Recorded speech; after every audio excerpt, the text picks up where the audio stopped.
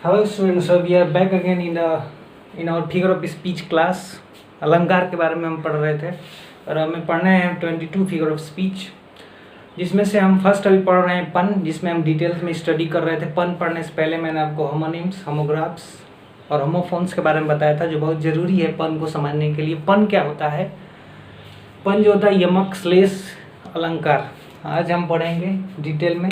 अब यमक अलंकार, श्लेष अलंकार एवं अनेक शब्दों के एक शब्द जो हिंदी में आप पढ़ते हैं, उन्हीं से बनता है पन। पन क्या होता है? The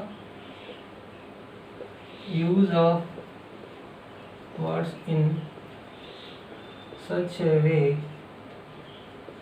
which contain double meaning which is amusing or surprising।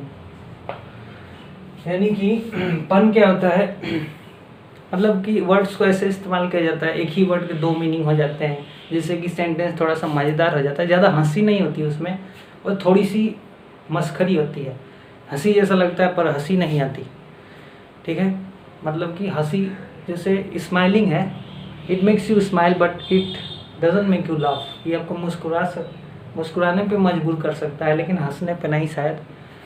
तो इसे हम पन कहते हैं। This is the first poem ALICSTRS। मैंने आपको रूल बताया था सारे फिगर ऑफ स्पीच याद करने के लिए। हम पन पी पढ़ रहे हैं, पोएम ए का।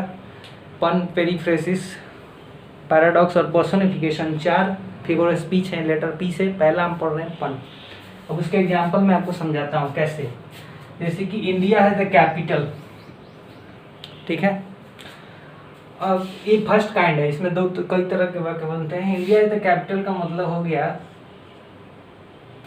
अब भारत के पास कैपिटल का मतलब राजधानी भी है, और भारत के पास पूंजी भी है। भारत के पास क्या है?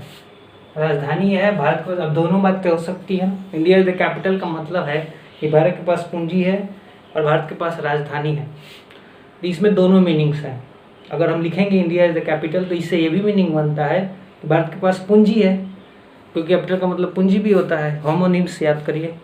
और भारत के पास राजधानी भी है। समझ में आ रहा है? लुक एट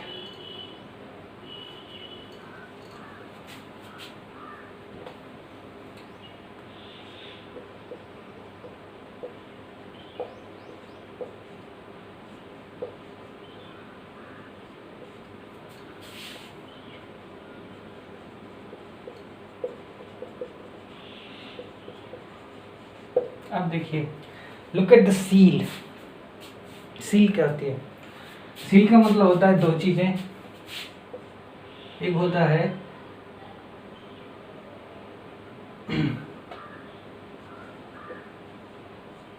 बंद, दूसरी होती है मछली। लुक एट द सील का, बंद का मतलब क्या है? जैसे कोई पेपर लॉक्ड होता है, एक पैक्ड होता है, तो वहाँ पर हम उसे कहते हैं उस पर सील लगी हुई है, यानी कि वो सील्ड है। सील्ड का मतलब वो लॉक्ड है, उसे आप ऐसे नहीं खोल सकते, विदाउट ऑर्डर्स, बिना आदेश के नहीं खोल सकते। तो अगर आप कहेंगे लुक एट द सील, तो आप, अगर आपको कोई ना समझे तो आप क्या समझेंगे? तो आप ये समझेंगे लुक एट द सील मतलब पेपर की सील पे देखो, उसके बंद को देखो, कहाँ से वो बंद है, उसको भी सील कह सकते हैं। या फिर सील मछली को भी सील कह सकते हैं। बात समझ में आ रही है? यही पन है, इसे ही पन कहते हैं। एक सेंटेंस के दो मीनिंग हो सकते हैं, जरूरी नहीं है कि एक ही हो। अगर लुक एट द सील बोले हैं तो हम ये भी बोल सकते हैं कि सील मछली को देखो, ये भी बोल सकते हैं कि पेपर के लॉक को देखो। समझ में आ रही है बात?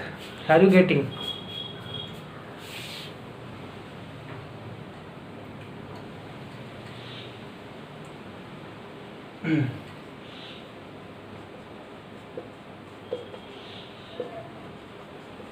अब है जस्ट सी द मैच। अब यहाँ पर मैच का मतलब क्या है? मैच का मतलब दो चीजें हो सकती हैं, या तो खेल या फिर हो सकता है माचिस। दो चीजें हो सकती हैं, माचिस, ठीक है, या फिर हो सकता है खेल। मैच को देखो यानी कि आपको क्या करना है, इसके दो मीनिंग हो सकता है, या तो जस्सी का मैच मतलब देखो तो सही, जस्सी का मतलब कि देखो तो, अभी देखो तो, मैच देखो तो मैच का मतलब या तो माचिस को देखो या फिर जो खेल हो रहा है उसको देखो। तो यहाँ दो मीनिंग हो गए। आई हैव अ पेन, मेरे पास एक पेन है। अब पेन का मतलब क्या होता है, जानवरों को रखने की जगह और कलम। तो अगर बोलेंगे मेरे पास एक पेन है, यानी कि आपके पास एक जानवरों को रखने की जगह है, ये भी हो सकता है, या फिर आपके पास एक कलम है, ये भी हो सकता है। तो आप देख रहे हैं हर एक वर्ड का डबल मीनिंग है, ठीक है। तो होमोनिम्स का यहाँ पर इस्तेमाल किया गया है, ठीक है, होमोनिम्स का इस्तेमाल किया गया यहाँ पर। तो ये जो वर्ड्स होते हैं वो क्या करते हैं, वो पन को बनाते हैं। पन यही होता है, एक सेंटेंस ऐसे हम लिखते हैं लेकिन उसकी मीनिंग अलग अलग होती है। ये फर्स्ट काइंड है। उसका सेकंड काइंड हम देखेंगे, I have to look for my watch, मुझे अपनी घड़ी ढूंढनी थी, but I didn't have time, लेकिन मेरे पास समय नहीं था। देखिए सेकंड काइंड में आपको क्या करना है, रिलेट करना है। रिलेट मतलब सेंटेंस ऐसे लिखा जाता है जहाँ पर दो वर्ड होते हैं लेकिन उनका मतलब है कि अब वॉच का भी संबंध समय से है और टाइम का मतलब भी क्या है, समय। मुझे घड़ी ढूंढनी थी लेकिन मेरे पास समय नहीं था। ये फर्स्ट एग्जांपल। एक और एग्जांपल मैं आपको समझाता हूँ। डोंट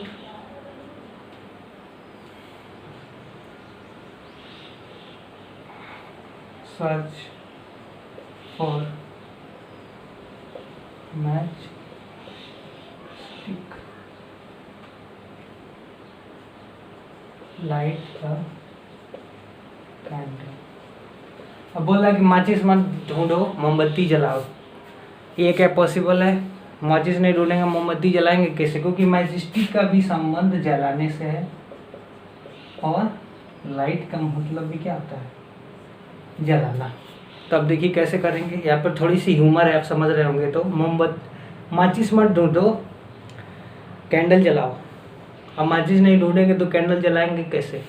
तो यहाँ पर दोनों वर्ड जो हैं दोनों की मीनिंग क्या है, सेम है। थोड़ा सा ह्यूमर है इसमें कि जब माचिस रहेगा नहीं तो कैंडल जलाएंगे कैसे, तो पॉसिबल ही नहीं है। समझ में आ रही है बात। तो यहाँ पर दोनों वर्ड के मीनिंग रिलेटेड है, यानी कि मिले हुए हैं। और एग्जांपल मैं बताता हूँ आपको।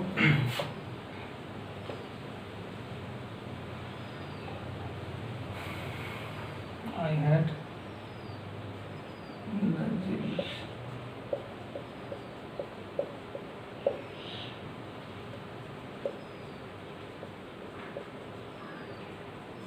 इस वर्ड को मैंने आपको यूज भी बताया, मैंने उसी से बनाया है। आई हैड द झील but now I am nothing, मेरे पास झील था लेकिन अब मेरे पास नथिंग है, यानी कुछ भी नहीं है। पहले आई हैड द झील, मेरे पास झील था लेकिन अब मेरे पास कुछ भी नहीं। लेकिन झील का मतलब होता है कुछ भी नहीं, और नथिंग का मतलब भी क्या होता है, कुछ भी नहीं। तो यहाँ पे आपको समझ में आ रहा है, दो वर्ड्स हो रहे हैं लेकिन दोनों की मीनिंग क्या हो रही है, एक ही हो रही है। समझ में आ रही बात।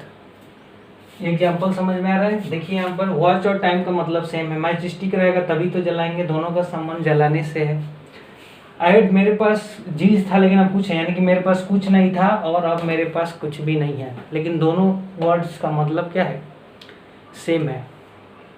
Are you getting what I am trying to convey. अगर आप कंफ्यूज हो रहे हैं तो प्लीज़ कमेंट करें, please comment below. I will just continue. अभी मैं कंटिन्यू करेंगे और एग्जाम्पल से हम सेकेंड पार्ट में सॉल्व करेंगे। अब इसको समझने की कोशिश कीजिए। इसको अगेन मैं रिपीट करूँगा, I will repeat again in my next class. We have to slowly and gradually move forward, we are not in haste, हम जल्दी में नहीं हैं, we don't need to hurry up. Okay, so keep studying. इसको पहले समझने की कोशिश करिए, पन क्या है, डबल मीनिंग। अब डबल मीनिंग अगर समझते हैं तो आपको ये पन समझ में आ जाएगा। डबल मीनिंग या दो शब्दों की एक ही मीनिंग, दोनों चीज़ें होती है इसमें। दो शब्द, एक शब्द के दो मीनिंग या दो शब्द की एक मीनिंग, दोनों से पन बनता है। Okay, are you getting what I'm trying to convey? Please look all these two guides, and the further class I will just give you more examples on pun, then we will move forward. हम बहुत सारे figure speech पढ़ने, लेकिन आराम से पढ़ेंगे, जल्दी में नहीं, समझ में आना चाहिए.